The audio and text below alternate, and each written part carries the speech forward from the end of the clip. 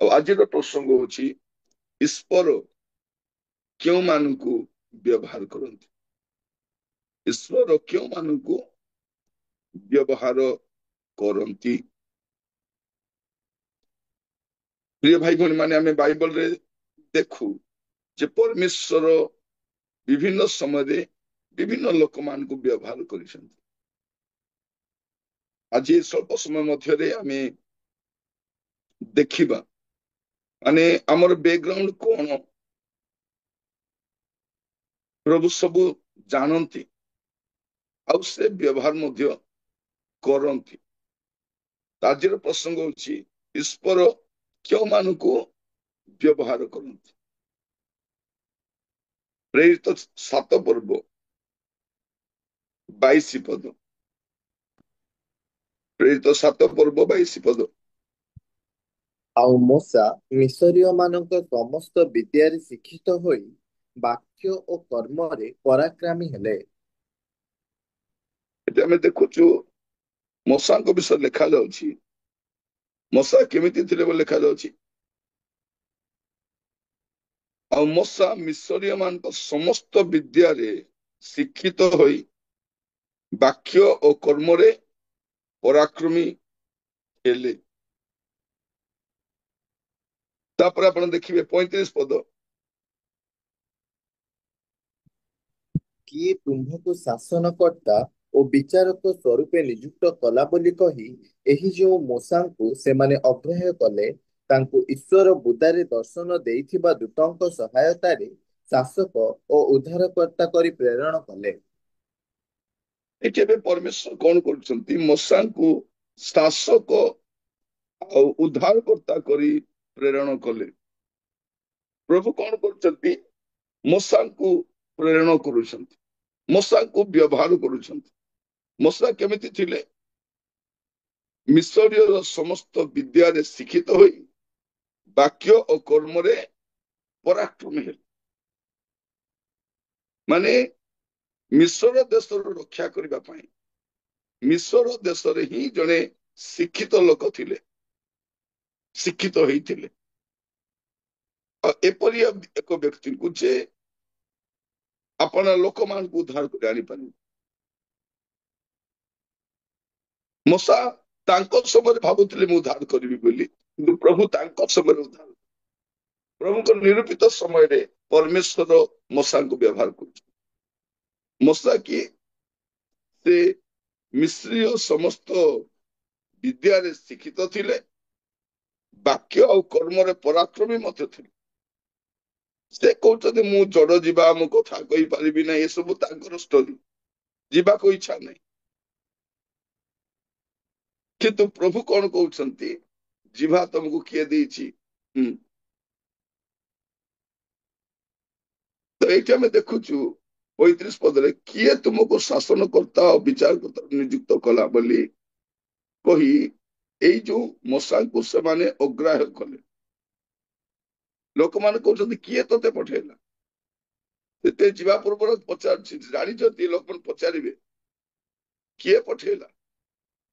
ପ୍ରଭୁ କହିଥିଲେ ଯାହା କହ ଆମେ ସ୍ୱୟଂଭୁ ଆମେ ଯିଏ ଅଛୁ ସେ ଅଛୁ।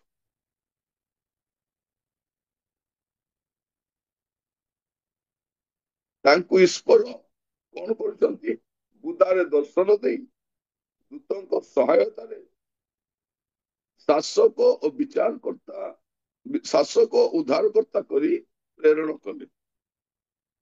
ତମେ ଦେଖୁ ଏଠି ପ୍ରଭୁ ମଶାଙ୍କୁ ବ୍ୟବହାର କରୁଛନ୍ତି ଆହ୍ୱାନ କରୁଛନ୍ତି ଆଉ ବ୍ୟବହାର କରୁଛନ୍ତି। ଆମେ ଆଉ ଯଦି ବାଇବଲରେ ଅନେକଙ୍କୁ ଦେଖିବା କିନ୍ତୁ ଆଜି ଆମେ ଅଳ୍ପ କିଛି ଲୋକଙ୍କ କଥା ଚିନ୍ତା କରିବା।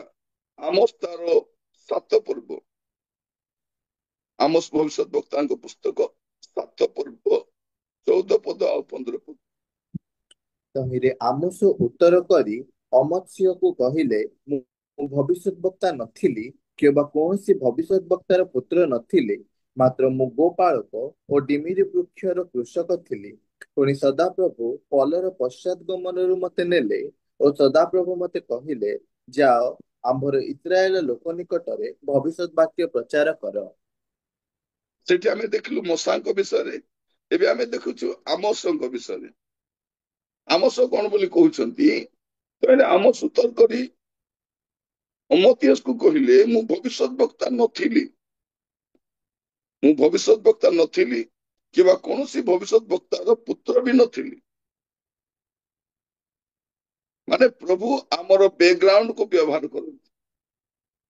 ସେଠି ଆମେ ଦେଖୁଛୁ ମଶା କିଏ ଥିଲେ, ମିଶ୍ରୀୟ ବିଦ୍ୟାରେ ଶିକ୍ଷିତ ଥିଲେ, ମିଶ୍ରୀୟ ବିଦ୍ୟାରେ ପାରଙ୍ଗମ ଥିଲେ। ସେମିତି ଜଣେ ଲୋକ ଡାକିଲେ। ଏଇଠି ଏ ଜଣେ କିଏ, ଇଏ କଣ ବୋଲି କହୁଛନ୍ତି, ମୁଁ ଭବିଷ୍ୟତ ବକ୍ତା ନଥିଲି କିମ୍ବା କୌଣସି ଭବିଷ୍ୟତ ବକ୍ତାର ପୁତ୍ର ନଥିଲି, ମାତ୍ର ମୁଁ ଗୋପାଳକ ଓ ଡିମ୍ବୁରି ବୃକ୍ଷର କୃଷକ ଥିଲି। ମୁଁ ଗୋପାଳକ ଥିଲି ଆଉ ଗୋଟେ କୃଷକ ଥିଲି। ମତେ ପ୍ରଭୁ ଡାକିଲେ କଣ କରିବା ପାଇଁ, ଭାବବାଣୀ ପ୍ରଚାର କରିବା ପାଇଁ, ଭବିଷ୍ୟତ ବାକ୍ୟ ପ୍ରଚାର କରିବା। ଭାବି ଦେଖନ୍ତୁ, ଆପଣ ଯେକୌଣସି ପୃଷ୍ଠଭୂମିର ହେଇଥାନ୍ତୁ, ପ୍ରଭୁ ଆପଣଙ୍କୁ ଆବଶ୍ୟକ କରନ୍ତି। ଏଇଟା ଆପଣ ମନେ ରଖିଥାନ୍ତୁ। ଆପଣଙ୍କ ପୃଷ୍ଠଭୂମିକୁ ନେଇ ପ୍ରଭୁ ବ୍ୟବହାର କରନ୍ତି।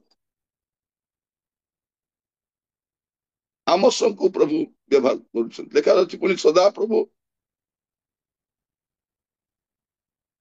ବଲର ପଶ୍ଚାତ ଗମନରୁ ମତେ ନେଲେ ଓ ସଦାପ୍ରଭୁ ମତେ କହିଲେ, ଯାଅ ଆମର ଇସ୍ରାଏଲ ଲୋକ ନିକଟରେ ଭବିଷ୍ୟତ ବାକ୍ୟ ପ୍ରଚାର କର। ଯାଅ ଆଉ କଣ କର, ପ୍ରଚାର କର। ମୋର ପ୍ରିୟ ମାନେ ଦେଖନ୍ତୁ, ପ୍ରଭୁଙ୍କର ଆହ୍ୱାନକୁ ଆପଣ ଦେଖନ୍ତୁ। ଆପଣ ହୁଏତ ଗୋଟେ ସାଧାରଣ ହାଉସ ୱାଇଫ ହେଇଥିବେ, ଆପଣ ଘରେ ରହି ଅନ୍ୟାନ୍ୟ କାମ ଆପଣ କେବେ ଭାବିନଥିବେ, କିନ୍ତୁ ପରମେଶ୍ୱର ଆପଣଙ୍କୁ ସେଇଠୁ ଆଣିକି ବ୍ୟବହାର କରିବେ। ଆପଣ ଗୋଟେ ଷ୍ଟୁଡେଣ୍ଟ ହେଇଥିବେ, ପ୍ରଭୁ ସେଇଠୁ ଆଣି ଆପଣଙ୍କୁ ବ୍ୟବହାର କରିବେ। ଆପଣ ଗୋଟେ ବିଜନେସ ମ୍ୟାନ ହେଇଥିବେ, ସେଇଠୁ ଆଣି ପ୍ରଭୁ ଆପଣଙ୍କୁ ବ୍ୟବହାର କରିବେ। ଆପଣ ଗୋଟେ ରିଟାୟାର୍ଡ ଅଫିସର ହେଇଥିବେ, ପ୍ରଭୁ ଆଣି ବ୍ୟବହାର କରିବେ। ସେବା କାର୍ଯ୍ୟରେ ଆପଣ ବିଭିନ୍ନ ସମୟରେ ବିଭିନ୍ନ ଲୋକମାନଙ୍କୁ ଆପଣ ପ୍ରଭୁ ବ୍ୟବହାର କରିବା ଦେଖିବେ। ଈଶ୍ୱର କେଉଁମାନଙ୍କୁ ବ୍ୟବହାର କରନ୍ତି, ଆମେ ବେଳେ ବେଳେ ଭାବୁ ମୁଁ ଯିବି, ମତେ ପ୍ରଭୁ ଡାକୁଛନ୍ତି, ମୁଁ କଣ କରିବି, ମୁଁ ତ କିଛି ଜାଣିନାହିଁ। ଆପଣଙ୍କୁ ଶିଖାଇବା ଲୋକ ପ୍ରଭୁ, ବ୍ୟବହାର କରିବା ଲୋକ ପ୍ରଭୁ, ବାହାନା ଦେଖାଇବା ଲୋକ କି ଆମେ। ପ୍ରଭୁ କହିବେ ତୋର ବାହାନାଗିରି ଚଳିବ ନାହିଁ, ମୁଁ ତତେ ଆବଶ୍ୟକ କରୁଛି। ବେଳେ ବେଳେ ଲୋକମାନେ ଦେଖି ଆଚମ୍ବିତ ହେବେ, ଯେତେବେଳେ ଆମୋସ ଭବିଷ୍ୟତ ଯାଇଥିବେ, ଲୋକ କଣ କହିବେ, ଇଏ ନା ଭାବବାଦୀ, ନା ଭାବବାଦୀର ପୁତ୍ର, ମାନେ ଇଏ ପ୍ରଫେସନାଲ ପ୍ରଫେଟ ନାହିଁ, ପ୍ରଫେସନାଲ ଆର ପ୍ରଫେସନ ପ୍ରଫେଟ ନାହିଁ। ନହେଲେ ଭାବବାଦୀ ହବ, ତାର ପୁଅ ଭାବବାଦୀ ହବ, ସେଇଟା ନାହିଁ ଏଠି। ମୁଁ ତ ଗୋଟେ ଗୋପାଳକ ଥିଲି, ଡିମ୍ବୁରି ବୃକ୍ଷର କୃଷକ ଥିଲି, ଆଉ ପ୍ରଭୁ ମତେ ଆଣିକରି ବ୍ୟବହାର କରୁଛନ୍ତି। ମୋର ପ୍ରିୟ ଭାଇ ଭଉଣୀ ମାନେ, ଆପଣଙ୍କର ପୃଷ୍ଠଭୂମି କଣ ବି ହଉ, ଆଣିକି ପ୍ରଭୁ ବ୍ୟବହାର କର। ତାପରେ ଆଉ ଜଣଙ୍କ କଥା ଆମେ ଦେଖିବା, ମାଥ୍ୟୁ ତାର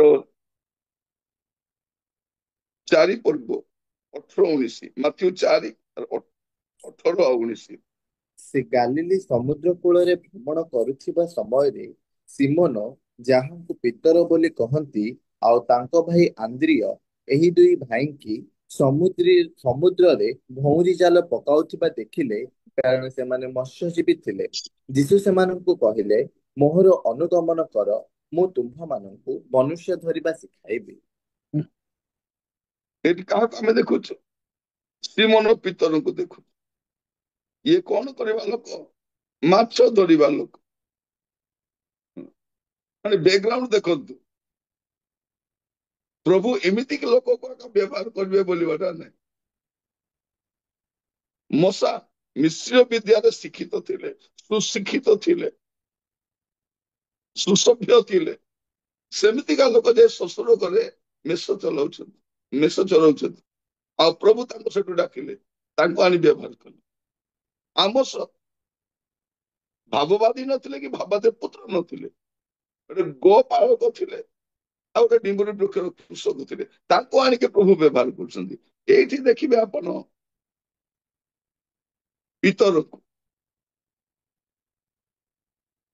ପିତର କଣ, ମାଛ ଧରିବା ଲୋକ, କିନ୍ତୁ ପ୍ରଭୁ ତାକୁ ଏମିତି ବ୍ୟବହାର କରୁଛନ୍ତି, ଆଶ୍ଚର୍ଯ୍ୟ।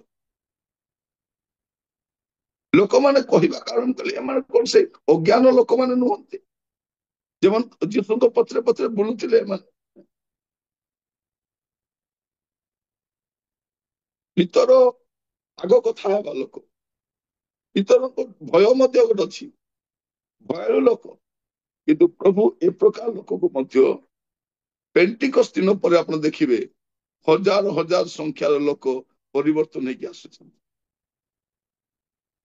ବେଳେ ବେଳେ ଆମେ କହୁଛୁ ଆକୁ କିଏ ବକ୍ତା କଲା, ଇଏ କୋଉଠି ବକ୍ତା, ଏମାନେ ଭିତରକୁ ଦେଖନ୍ତୁ। ଆମେ କାହାରିକୁ ଉପେକ୍ଷା କରିପାରିବାନି। ପ୍ରଭୁ କେଉଁମାନଙ୍କୁ ବ୍ୟବହାର କରନ୍ତି ସେ ବ୍ୟାକଗ୍ରାଉଣ୍ଡ ଟା ମୁଁ କହୁଛି ଆପଣ। ବେଳେ ବେଳେ ଆପଣଙ୍କ ଚର୍ଚ୍ଚରେ ହଠାତ୍ କେହି ଜଣେ ପଳେଇ ଆସିବ, ଆଉ ସେ ସାକ୍ଷ୍ୟ ଦେବାକୁ ଆରମ୍ଭ କରିବ, ମୁଁ ଜେଲରେ ଥିଲି ବୋଲି ବୋଲି ଲୋକଙ୍କର ମୁଣ୍ଡରେ କଣ ପଶିବ, ଆରେ ୟାକୁ କିଏ ଧରି ଆଣିଲା ମୁଁ ଏଠି ବକ୍ତା କରିବା ପାଇଁ, ଡାକିବା ସମୟ ଭୁଲିଗଲା ନା କଣ ବୋଲିଲା ବେଳେ।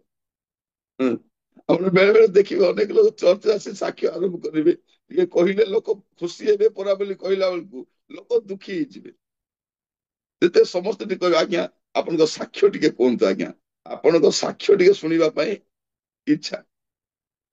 ଅନେକ ଜାଗାରେ ଆମେ ସାକ୍ଷ୍ୟ କହିଲା ପରେ କଣ ହେଇଯିବ, ଲୋକମାନେ ଉପେକ୍ଷା କରିବେ। ଭିତରକୁ ଦେଖି ଲୋକମାନେ କହୁଛନ୍ତି ଏମାନେ କେମିତି କେବେ ବକ୍ତା ହେଲେ, ଏମାନେ ଏମାନେ କେମିତି ଏମିତି ହେଲେ। ଆପଣ ଦେଖନ୍ତୁ ଫିଲିମନ ତାର ପ୍ରଥମ ଅଧ୍ୟାୟ, ସେ ତ ଗୋଟେ ଅଧ୍ୟାୟ ଅଛି, ଫିଲିମନ ତାର 9 ପଦ ଆଉ 10 ପଦ। ତଥାପି ମୁଁ ବୃଦ୍ଧ ପାଉଲ ପ୍ରେମ ହେତୁ ବରଂ ତୁମ୍ଭକୁ ଅନୁରୋଧ କରୁଅଛି, ଖ୍ରୀଷ୍ଟ ଯୀଶୁଙ୍କ ନିମନ୍ତେ ବର୍ତ୍ତମାନ ବନ୍ଦୀ ଯେ ମୁଁ, ମୋହର ଏପରି ବନ୍ଧନ ଅବସ୍ଥାରେ ମୋ ଠାରୁ ଜାତ ମୋହର ବର୍ଷ ଅନେସିମ ନିମନ୍ତେ ତୁମ୍ଭକୁ ଅନୁରୋଧ କରୁଅଛି।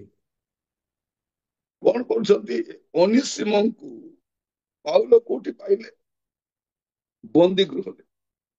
ଏ ଅନିସିମ ବନ୍ଦୀ ଗୃହକୁ କାହିଁକି ଯାଇଛନ୍ତି, ଏ ଫିଲିମନଙ୍କର କୌଣସି ଜିନିଷ ଧରି ପଳେଇଛନ୍ତି ଚୋରି କରି, ହେଲା, ମାଲିକ ଠାରୁ ପଳେଇଛନ୍ତି।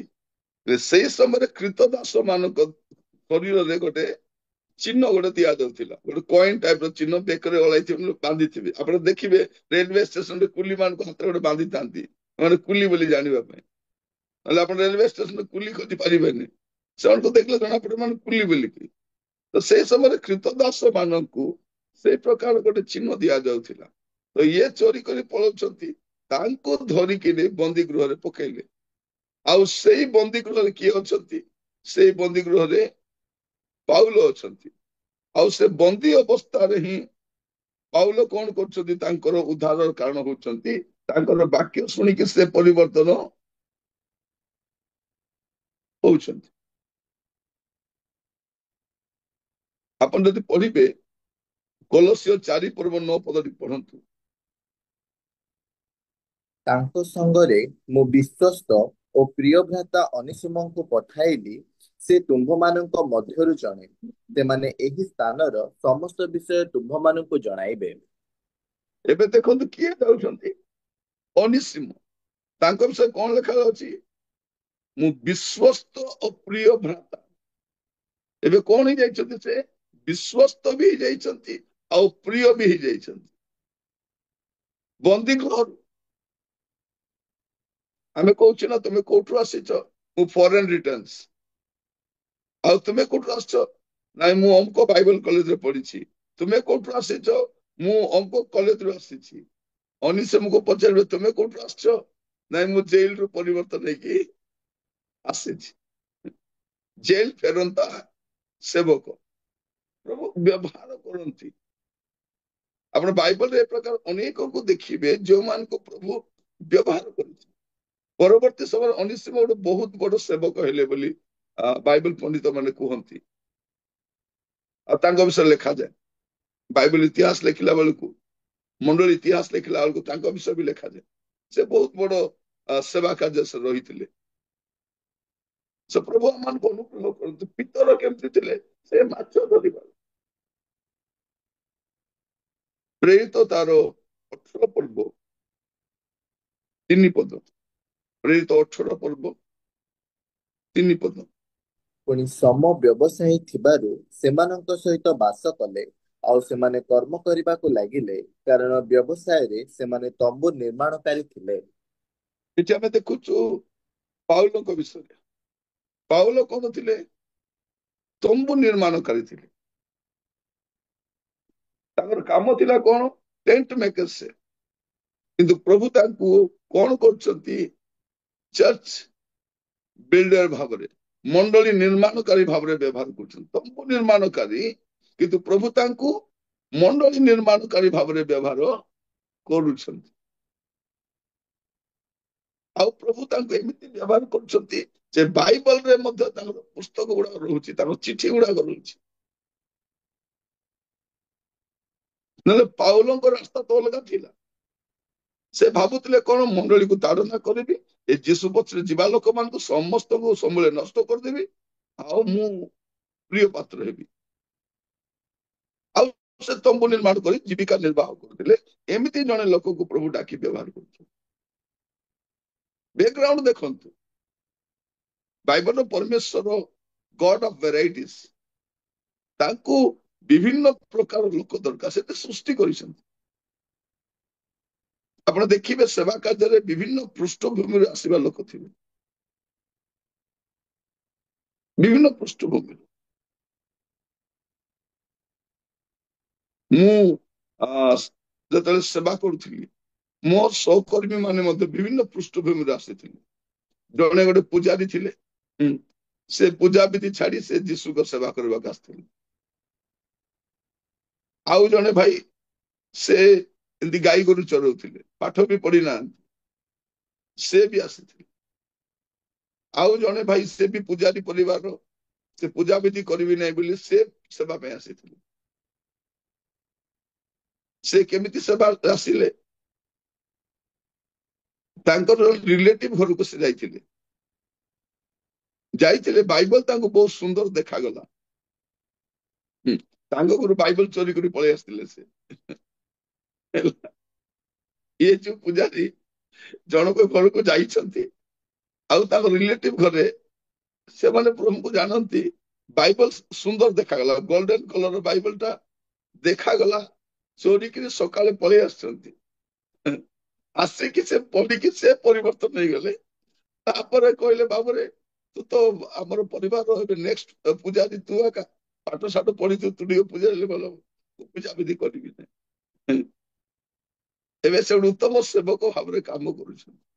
ପରମେଶ୍ୱର ବିଭିନ୍ନ ପୃଷ୍ଠଭୂମିରେ ଲୋକମାନଙ୍କୁ ବ୍ୟବହାର କରନ୍ତି। ମୋ ଆଉ ଜଣେ ଥିଲେ, ସେ ଗୋଟେ ଇଞ୍ଜିନିୟର, ସେ ବିଲ୍ଡିଂ ଇଞ୍ଜିନିୟର, ସେ ବି ଉତ୍ତମ ସେବକ ଅଟନ୍ତି। ଆଉ ଜଣେ ଭାଇ, ସେ ବୋଲବମ୍ ଯାଇଥିଲେ, ସେ ବୋଲବମ୍ ରିଟର୍ନ, ସେ କାଉଡି ମହି ମହି ବୁଲିଲେ। ତାପରେ ଆସିଲେ, ଦିନେ ମିଟିଂରେ ବସିଛନ୍ତି, ସେଠୁ ପରିବର୍ତ୍ତନ ଗୋଟେ ବହୁତ ସୁନ୍ଦର ସେବକ ଭାବରେ କାମ କରୁଛନ୍ତି। ମୁଁ ଏମାନଙ୍କ ସହିତ କାମ କରୁଛି, ବିଭିନ୍ନ ପୃଷ୍ଠଭୂମିର ଲୋକଙ୍କୁ ପ୍ରଭୁ ଆଣି ବ୍ୟବହାର କରନ୍ତି।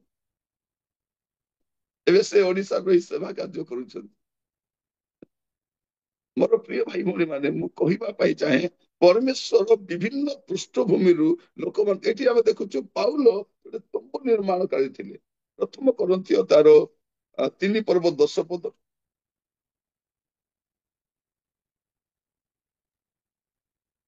ମତେ ଦତ୍ତ ଈଶ୍ୱରଙ୍କ ଅନୁଗ୍ରହ ଅନୁସାରେ ମୁଁ ଜଣେ ବୁଦ୍ଧିମାନ ଗୃହ ନିର୍ମାଣକାରୀ ତୁଲ୍ୟ ଭିତ୍ତିମୂଳ ସ୍ଥାପନ କରିଅଛି, ଅନ୍ୟ ଜଣେ ତାହା ଉପରେ ନିର୍ମାଣ କରୁଅଛି।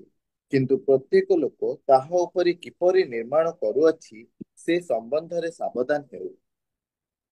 ଦେଖନ୍ତୁ କେତେ ସୁନ୍ଦର ଲେଖୁଛନ୍ତି। ତମ୍ବୁ ନିର୍ମାଣକାରୀ, ସେ କଣ କରୁଛନ୍ତି? ମତେ ଦତ୍ତ ଈଶ୍ୱରଙ୍କ ଅନୁଗ୍ରହ ଅନୁସାରେ ମୁଁ ଜଣେ ବୁଦ୍ଧିମାନ ଗୃହ ନିର୍ମାଣକାରୀ ତୁଲ୍ୟ। ତମ୍ବୁ ନିର୍ମାଣକାରୀ ଏବେ କଣ ହଉଛନ୍ତି? ବୁଦ୍ଧିମାନ ଗୃହ ନିର୍ମାଣକାରୀ ତୁଲ୍ୟ ଭିତ୍ତିମୂଳ ସ୍ଥାପନ କରିଅଛି, ଅନ୍ୟ ଜଣେ ତାହା ଉପରେ ନିର୍ମାଣ କରୁଅଛି। ପ୍ରତ୍ୟେକ ଲୋକ ତାହା ଉପରେ କିପରି ନିର୍ମାଣ କରୁଅଛି, ସେ ସମ୍ବନ୍ଧରେ ସାବଧାନ ହେଉ। ପ୍ରଭୁ ଆମମାନଙ୍କୁ ଅନୁକୂଳ କରନ୍ତୁ ଏଇ ବାକ୍ୟ ଗୁଡାକ ବୁଝିବା ପାଇଁ। ଈଶ୍ୱର କେଉଁମାନଙ୍କୁ ବ୍ୟବହାର କରନ୍ତି? ଏଇ ଦିନ ମାନଙ୍କରେ ସେବକ ମାନଙ୍କୁ ଥଟ୍ଟା ପରିହାସ କରିବାର ଆମେ ଦେଖୁଛୁ। ୟାକୁ କିଏ ବକ୍ତା କଲା, ଇଏ କୁଆଡୁ ବକ୍ତା ହେଲା, ବକ୍ତା କଣ ଏମିତି ଥାନ୍ତି, ସେବକ କଣ ଏମିତି ଥାନ୍ତି? ସେବକ ମାନେ କେମିତି ଥାନ୍ତି ଆପଣ ଡିସାଇଡ କରିବେନି, ପ୍ରଭୁ ଡିସାଇଡ କରିବେ। ବିଭିନ୍ନ ପୃଷ୍ଠଭୂମିରୁ ଲୋକମାନଙ୍କୁ ଆଣି ପ୍ରଭୁ ବ୍ୟବହାର କରୁଛନ୍ତି। ବିଭିନ୍ନ ପୃଷ୍ଠଭୂମିରୁ ପ୍ରଭୁ ଭେରାଇଟି ଲୋକମାନଙ୍କୁ ପସନ୍ଦ କରନ୍ତି, ଭେରାଇଟି ଲୋକମାନଙ୍କୁ ଆଣି ବ୍ୟବହାର କରନ୍ତି। ଏଇଟା ମୁଁ ଆପଣମାନଙ୍କୁ ଯଦି କହିବା ପାଇଁ ଚାହେଁ।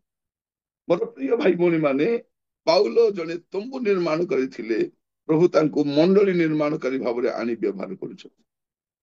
ମୁଁ ଯଦି ଆପଣଙ୍କୁ କହିବି ଏ ପ୍ରକାର ଅନେକ କଥା କହିପାରେ, ଶେଷରେ ଆଉ ଜଣକ କଥା ମୁଁ କହିବା ପାଇଁ ଚାହେଁ। ମାଥ୍ୟୁ ତାର 4 ପର୍ବ 21-22। ପୁଣି ଯୀଶୁ ସେଠାରୁ ଆଗକୁ ଯାଇ ଜେବଦୀଙ୍କ ପୁତ୍ର ଯାକୁବ ଓ ତାଙ୍କ ଭାଇ ଯୋହନ ନାମକ ଆଉ 2 ଭାଇଙ୍କୁ ସେମାନଙ୍କ ପିତା ଜେବଦୀଙ୍କ ସହିତ ନୌକାରେ ଜାଲ ସଜାଡୁଥିବା ଦେଖି ସେମାନଙ୍କୁ ଡାକିଲେ। ସେଥିରେ ସେମାନେ ସେହି କ୍ଷଣି ନୌକା ଓ ସେମାନଙ୍କର ପିତାଙ୍କୁ ଛାଡି ତାହାଙ୍କର ଅନୁଗମନ କଲେ। କଣ କଲେ? ଏବେ କାହାକୁ ଡାକୁଛନ୍ତି? ଯୋହନକୁ। ଯୋହନକୁ ପ୍ରଭୁ ଡାକୁଛନ୍ତି। ଯୋହନ କିଏ? ସେ ଜାଲ ସଜାଡୁଛନ୍ତି। ଆଉ ଥରେ ପଢନ୍ତୁ ସେଇଟା, 2 ପଦ, ମାଥ୍ୟୁ 4 ପର୍ବ ତାର 21-22। ପୁଣି ଯୀଶୁ ସେଠାରୁ ଆଗକୁ ଯାଇ ଜେବଦୀଙ୍କ ପୁତ୍ର ଯାକୁବ ଓ ତାଙ୍କ ଭାଇ ଯୋହନ ନାମକ ଆଉ 2 ଭାଇଙ୍କୁ ସେମାନଙ୍କ ପିତା ଜେବଦୀଙ୍କ ସହିତ ନୌକାରେ ଜାଲ ସଜାଡୁଥିବା ଦେଖି ସେମାନଙ୍କୁ ଡାକିଲେ। ସେଥିରେ ସେମାନେ ସେହି କ୍ଷଣି ନୌକା ଓ ସେମାନଙ୍କର ପିତାଙ୍କୁ ଛାଡି ତାହାଙ୍କର ଅନୁଗମନ କଲେ। ଇଏ କଣ କରୁଛନ୍ତି? ଜାଲ ସଜାଡୁଛନ୍ତି। ଜାଲ ସଜାଡୁଛନ୍ତି। ମାଛ ଧରିବା ଲୋକ ଅଲଗା, ମାଛ ଧରିଲା ପରେ ତାକୁ ଧୋଇବା ଲୋକ ଅଲଗା, ତାକୁ ସଜାଡି ରଖିବା ଲୋକ ଅଲଗା। ଇଏ କଣ କରୁଛନ୍ତି? ଯୋହନଙ୍କର କାମ କଣ? ସେ ଜାଲକୁ ସଜାଡିବା। ୟାଙ୍କୁ ପ୍ରଭୁ ଡାକିଲେ, ଆଉ ଆଶ୍ଚର୍ଯ୍ୟ ଭାବରେ ବ୍ୟବହାର କରୁଛନ୍ତି। ଆପଣ ଯେତେବେଳେ ଯୋହନ ଲିଖିତ ସୁସମାଚାର ପଢିବେ, ଆପଣ ଜାଣିପାରିବେ ସେ ଈଶ୍ୱରଙ୍କୁ କେମିତି ପ୍ରକାଶ କରୁଛନ୍ତି। ମାଥ୍ୟୁ, ମାର୍କ, ଲୁକ ପଢିବା ସମୟରେ ଯୀଶୁଙ୍କୁ ଆପଣ ଭିନ୍ନ ଭାବରେ ଦେଖିବେ। ଯୋହନ ଯୀଶୁଙ୍କୁ ଈଶ୍ୱରଙ୍କ ଭାବରେ ଉପସ୍ଥାପନ କରୁଛନ୍ତି। ଗୋଟେ perfect Garh and perfect man ସେ ଉପସ୍ଥାପନ କରୁଛନ୍ତି। ତାପରେ ପତ୍ର ଗୁଡିକ ଲେଖୁଛନ୍ତି, ଆଉ ସବୁଠାରୁ ବଡ ବିଷୟ ପ୍ରକାଶିତ ବାକ୍ୟ ତାଙ୍କ ଦ୍ୱାରା ଲେଖାଯାଉଛି। ପ୍ରକାଶିତ ବାକ୍ୟ, ଯଦି ପ୍ରକାଶିତ ବାକ୍ୟ ନଥାନ୍ତା ଆଜି ମଣ୍ଡଳୀର ଅବସ୍ଥା କଣ ହେଇଥାନ୍ତା? ପ୍ରକାଶିତ ବାକ୍ୟ ଅଛି ବୋଲି ଦୁଃଖ, କଷ୍ଟ, ନିନ୍ଦା, ତାଡ଼ନା ଆସିଲେ ମଧ୍ୟ ଆମେ ସହି ଯାଉଛୁ। କାହିଁକି? ପ୍ରକାଶିତ ବାକ୍ୟ ଅଛି। ଆମ ପାଇଁ ସ୍ୱର୍ଗ ଅଛି, ଆମ ପାଇଁ ଉତ୍ତମ ସ୍ଥାନ ଅଛି। ଏଇଟା କିଏ ଲେଖିଥିଲେ? ଏଇଟା ଯୋହନ, ଯେ ମତ୍ସ୍ୟ ଜାଲ ସଜାଡୁଛନ୍ତି। ମୋର କହିବାର ଉଦ୍ଦେଶ୍ୟ, ଆପଣ ବିଭିନ୍ନ ପୃଷ୍ଠଭୂମିରୁ ହେଇଥିବେ, ପ୍ରଭୁ ଆପଣଙ୍କୁ ବ୍ୟବହାର କରିବେ। ଆମେ ଅନେକଙ୍କୁ ଦେଖୁଛୁ, ଜଣେ ବ୍ୟାଙ୍କରେ କାମ କରିକି ଆସିଛନ୍ତି, ଜଣେ ପୋଲିସ ବିଭାଗରେ କାମ କରିକି ଆସିଛନ୍ତି, ଆଜି ମଧ୍ୟ ପ୍ରଭୁ ସେମାନଙ୍କୁ ବ୍ୟବହାର କରୁଛନ୍ତି ଉତ୍ତମ ଭାବରେ। କିଏ ଗୋଟେ ମ୍ୟୁଜିସିଆନ ହେଇଥିବ, ପ୍ରଭୁ ତାକୁ ଆଣି ବ୍ୟବହାର କରୁଛନ୍ତି। ପୃଷ୍ଠଭୂମି କଣ ବି ହେଇପାରେ, ପ୍ରଭୁ ଆଣି ସେମାନଙ୍କୁ ବ୍ୟବହାର। ମୋର ପ୍ରିୟ ଭାଇ ଭଉଣୀ ମାନେ, ଈଶ୍ୱର କେଉଁମାନଙ୍କୁ ବ୍ୟବହାର କରନ୍ତି ତା ଆଜି ଆମେ ବାକ୍ୟରୁ ଦେଖୁଥିଲୁ। ମିନିଷ୍ଟ୍ରିରେ କେଉଁମାନଙ୍କୁ ବ୍ୟବହାର କରନ୍ତି? ଆମେ ମଶାକୁ ଦେଖୁଥିଲୁ, ସେ ମିଶ୍ର ବିଦ୍ୟାରେ ଶିକ୍ଷିତ। ପ୍ରଭୁ ତାଙ୍କୁ ଆଣି ବ୍ୟବହାର କରୁଛନ୍ତି ତାଙ୍କ ଲୋକମାନଙ୍କୁ ଉଦ୍ଧାର କରିବା। ପ୍ରଭୁ ତାଙ୍କୁ ନିଯୁକ୍ତ କରୁଛନ୍ତି ଉଦ୍ଧାର କରିବା। ଆମେ ଦେଖୁଛୁ ଆମୋସ ଜଣେ ଗୋପାଳକ ଆଉ ଡିମ୍ବୁରି ବୃକ୍ଷର କୃଷକ ଥିଲେ, ତାଙ୍କୁ ଆଣି ପ୍ରଭୁ ବ୍ୟବହାର କରୁଛନ୍ତି। ପିତର ମାଛ ଧରିବା ଲୋକ ଥିଲେ, ତାଙ୍କୁ ଆଣି ମଣ୍ଡଳୀରେ ହଜାର ହଜାର ସଂଖ୍ୟାର ଲୋକ ପରିବର୍ତ୍ତନ ହଉଛନ୍ତି। ଆଶ୍ଚର୍ଯ୍ୟ ଭାବରେ ବ୍ୟବହାର କରୁଛନ୍ତି। କହୁଛନ୍ତି ନାଜରିତ ଯୀଶୁଙ୍କ ନାମରେ ଉଠ ଚାଲ, ସେ ଚାଲୁଛି। ତାଙ୍କର ଛାଇ ପଡିଲେ ଲୋକମାନେ ସୁସ୍ଥ ହେଇଯାଉଛନ୍ତି। ମାନେ ଆଶ୍ଚର୍ଯ୍ୟ ଭାବରେ ପ୍ରଭୁ ବ୍ୟବହାର କରୁଛନ୍ତି ଗୋଟେ ମାଛ ଧରିବା ଲୋକ। ପାଉଲ ଜଣେ ତମ୍ବୁ ନିର୍ମାଣକାରୀ, ତାଙ୍କୁ ପ୍ରଭୁ ଆଣି ବ୍ୟବହାର କରୁଛନ୍ତି ମଣ୍ଡଳୀ ନିର୍ମାଣକାରୀ ଭାବରେ। ଯୋହନକୁ ଆମେ ଦେଖୁଛୁ, ସେ ମତ୍ସ୍ୟ ଜାଲ ସଜାଡିବା ଲୋକ ଥିଲେ, ସେ ଜାଲ ସଜାଡୁଛନ୍ତି। ଆଉ ଏମିତି ଜଣେ ବ୍ୟକ୍ତିଙ୍କୁ ପ୍ରଭୁ କଣ କରୁଛନ୍ତି? ପ୍ରକାଶିତ ବାକ୍ୟ ଲେଖିବା ପାଇଁ।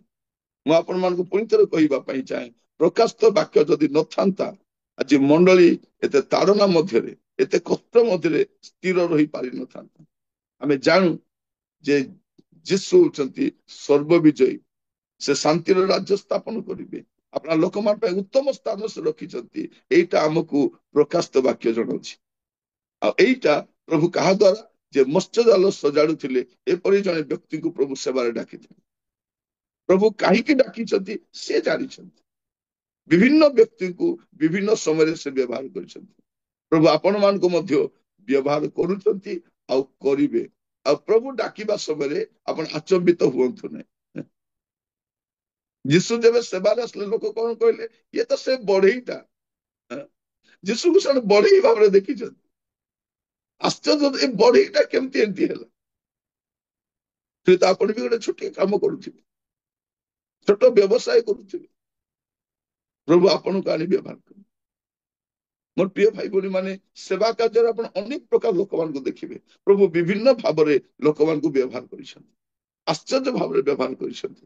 ଆପଣଙ୍କୁ ମଧ୍ୟ ପ୍ରଭୁ ବ୍ୟବହାର କରୁଛନ୍ତି ଆଉ କରିବେ ଆଗାମୀ ସମୟରେ। ଲୋକମାନେ ଆଚମ୍ବିତ ହେବେ, ଇଏ କେମିତି ବକ୍ତା ହେଲା, ଇଏ କେମିତି ସେବକ ହେଲା, ଇଏ କେମିତି ପାଳକ ହେଲା, ଇଏ କେମିତି ବାଇବଲ ଶିକ୍ଷକ ହେଲା, ଇଏ କେମିତି ଗୋଟେ ମିଶନ ଲିଡର ହେଇଗଲା। ମୁଁ ଅନେକ ଲୋକଙ୍କୁ ଦେଖିଛି ଯେଉଁମାନେ ଆଜି ବଡ ବଡ ମିଶନର ଲିଡର ଅନାଥ ଅବସ୍ଥାରେ ଗୋଟେ ଗୋଟେ ହଷ୍ଟେଲରେ ଲାଳିତ ପାଳିତ ହେଇଛନ୍ତି, ଅଭାବ ଦେଇ ଯାଇଛନ୍ତି, ଭଲ ଖାଇବା ପାଇଁ ପାଇନାହାନ୍ତି, ଭଲ ପିନ୍ଧିବା ପାଇଁ ପାଇନାହାନ୍ତି। ଆଜି ସେମାନେ ଗୋଟେ ମିଶନର ବଡ ବଡ ଲିଡର ହେଇଛନ୍ତି ଆଉ ପ୍ରଭୁ ସେମାନଙ୍କୁ ବ୍ୟବହାର କରୁଛନ୍ତି, ଆଶ୍ଚର୍ଯ୍ୟ ଭାବରେ ବ୍ୟବହାର କରୁଛନ୍ତି। ଅନେକ ଡ୍ରାଇଭର କାମ କରୁଥିଲେ। ମୋର ଜଣେ ବନ୍ଧୁ, ସେ ମିଶନରେ ଆସିଲେ ଡ୍ରାଇଭିଂ କରିବା ପାଇଁ, ପଢିଥିଲେ ପାଠ କିନ୍ତୁ ଚାକିରି ତ କୋଉଠି ମିଳୁନାହିଁ। ସେ କଣ କଲେ? ନାହିଁ, ଆସି ଏଇ ମିଶନରେ ଡ୍ରାଇଭିଂ କାମ ହେଲେ କରିବି। ସେ ଡ୍ରାଇଭିଂ କାମ କରୁ କରୁ ପରେ ସେ ପ୍ରଚାରକ ହେଲେ ଆଉ ଉତ୍ତମ ସେବକ ଭାବରେ କାମ କଲେ। ସେ ମୋ ସହିତ ସେ କାମ କରୁଥିଲେ, ଆମେ ସାଙ୍ଗରେ ରହିଛୁ। ଏତେ ସୁନ୍ଦର ଭାବରେ କାମ କଲେ, ବିଶ୍ୱସ୍ତ ଭାବରେ। ସେ ପ୍ରଭୁଙ୍କ କୋଳକୁ ଚାଲିଗଲେଣି। ମୁଁ କହିବା ପାଇଁ ଚାହେଁ ପ୍ରିୟ ଭାଇ ଭଉଣୀ ମାନେ, ପ୍ରଭୁ କେତେବେଳେ ବି କାହାକୁ ବ୍ୟବହାର କରିପାରନ୍ତି, ପ୍ରଭୁ ବ୍ୟବହାର କରନ୍ତି। ଏବେ ମଧ୍ୟ ମୁଁ ଅନେକଙ୍କୁ ଜାଣିଛି କେବଳ ପ୍ରଭୁ। ତେଣୁ ଆପଣ ମାନେ ତାଙ୍କର ବ୍ୟାକଗ୍ରାଉଣ୍ଡ ଶୁଣି ଆଚମ୍ବିତ ହେବେ ନାହିଁ। ଅନିସିମ କୋଉଠୁ ରକ୍ଷା ପ୍ରାପ୍ତ ହଉଛନ୍ତି? ଜେଲରୁ। ତାପରେ ପାଉଲ କହୁଛନ୍ତି, ଇଏ ତ ମୋର ଗୋଟେ ବିଶ୍ୱସ୍ତ ବନ୍ଧୁ, ଇଏ ଉତ୍ତମ ସେବକ, ଇଏ ବନ୍ଦୀ ଗୃହରୁ ତାଙ୍କୁ ସେ ଲାଭ କରିଛନ୍ତି। କିଏ କୋଉଠୁ ପରିବର୍ତ୍ତନ ହେଇ ଆସୁଛି? ଈଶ୍ୱର କେଉଁମାନଙ୍କୁ ବ୍ୟବହାର କରନ୍ତି? ଈଶ୍ୱର ସବୁ ପୃଷ୍ଠଭୂମିରୁ ଆସିଥିବା ଲୋକମାନଙ୍କୁ ବ୍ୟବହାର କରନ୍ତି। ପ୍ରଭୁ ଆପଣମାନଙ୍କୁ ଆଶୀର୍ବାଦ କରନ୍ତୁ। ପ୍ରାର୍ଥନା କରିବେ। ଅନୁଗ୍ରହକାରୀ ପିତା ପରମେଶ୍ୱର, ଆପଣଙ୍କୁ ଧନ୍ୟବାଦ ଦଉଛୁ। ପ୍ରଭୁ ଆପଣ ସେବା କାର୍ଯ୍ୟରେ ବିଭିନ୍ନ ପ୍ରକାର ଲୋକମାନଙ୍କୁ, ବିଭିନ୍ନ ପୃଷ୍ଠଭୂମିରୁ ଆସିଥିବା ଲୋକମାନଙ୍କୁ ଆପଣ ବ୍ୟବହାର କରିଛନ୍ତି। ପ୍ରଭୁ ଆପଣଙ୍କର ଦୃଷ୍ଟିଭଙ୍ଗୀ ଅଲଗା। ପ୍ରଭୁ ଆପଣ ବିଭିନ୍ନ ସମୟରେ ଲୋକମାନଙ୍କୁ ଆଣି ବ୍ୟବହାର କରିଛନ୍ତି।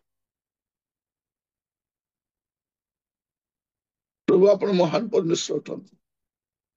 ପ୍ରଭୁ ଦାଉଦଙ୍କୁ, ପ୍ରଭୁ